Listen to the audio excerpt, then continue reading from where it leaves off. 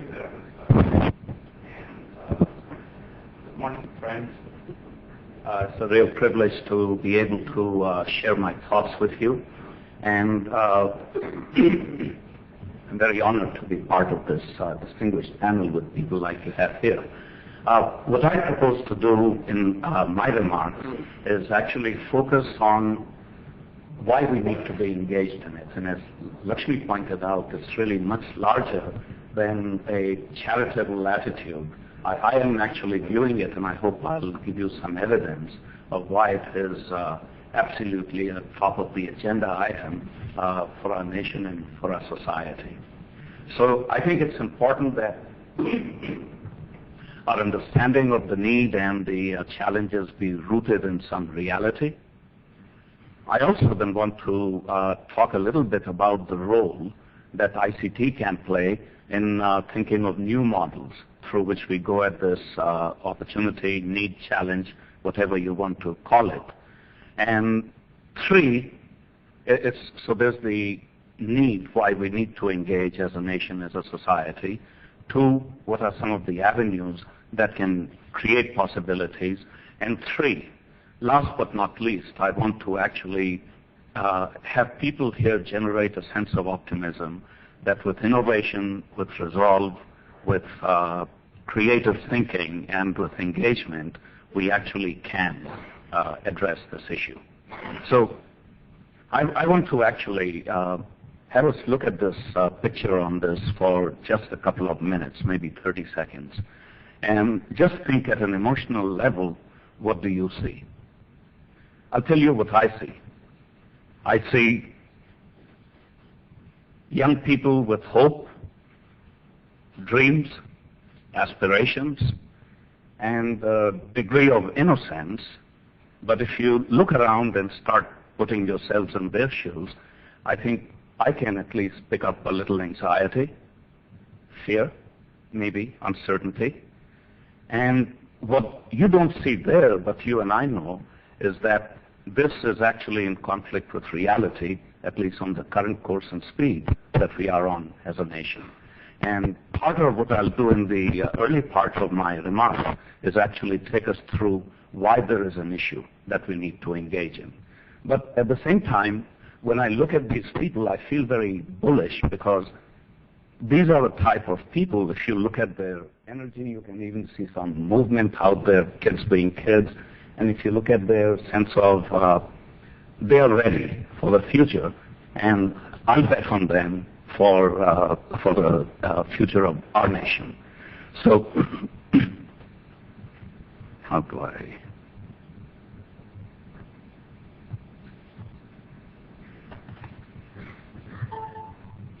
Unfamiliar keyboard. Okay.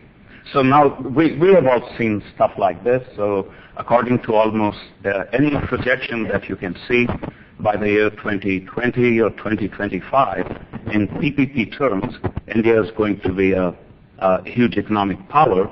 In fact, people say that in PPP terms, by that time, 2020, 2025, it may be the third largest and the third most vigorous economy in the world at that time. And what's really powering this growth is the growth of the middle class. There are people who say that there will be people with consumable incomes of something like 2 lakhs to 10 lakh rupees annually for the family, and that this will power the economic surge. So I suppose that part is good news. And also what is predictable is that if you're going to move from 50 million people in the middle class to 500 million, it doesn't matter if it's plus minus 20%. There's a huge economic churn that's happening. And how its footprint falls is hard to predict, but India is poised to become a global economic power. I think there are some provisos, and I think that's going to address part of where this is going. Now, in addition to that, the reality is that while we are celebrating the possibilities of going to becoming a great economic power, here's the reality today of where we are as a country and as a nation. And what this says is that how can we really prosper and get to that stage unless all people are able to participate productively in that economy and in that growth. And I'm going to show some demographic data which shows how serious of an issue this is. So we are all used to pictures. We see this every day, but it's not always obvious. But I think a picture is worth 1,000 words. So my point out here is that as we set sights on the future and think about it, of what kind of an architecture do we want for our society, or what are the necessary conditions that we actually get to that dream point, how are we going to do this?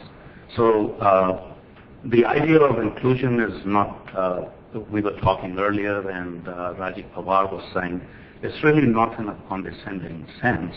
It has to be a fundamental underpinning, or some of these, that it can bring the party to a halt very quickly. At least that's my personal view.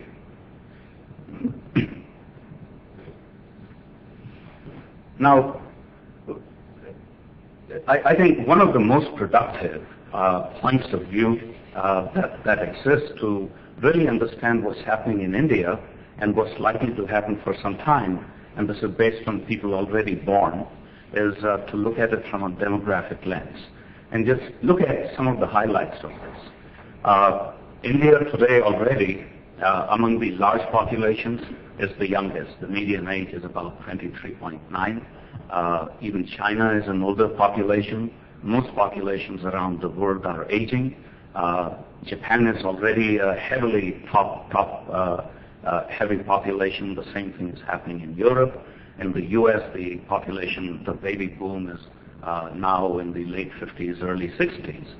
And the bulge is coming largely from the emerging countries, especially India. We are an ancient country, but we are a very, very young population, and we are the youngest population in the world if you look at major populations. The other thing that's notable about it is that, so let's look at some highlights. If you look at the age group of, say, 6 to 15, there are roughly about 325 million young people in the age group 5 to 15, or 6 to 15. And in 10 years' time, these young people will be 16 to 25.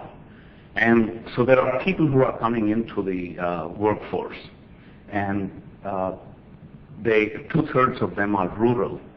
So in the next 5 years, something like 75 million people will be entering the workforce.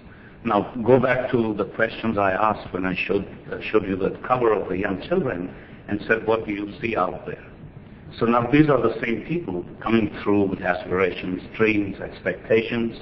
I think that now they see what is possible, and they have every right to feel that they should also participate.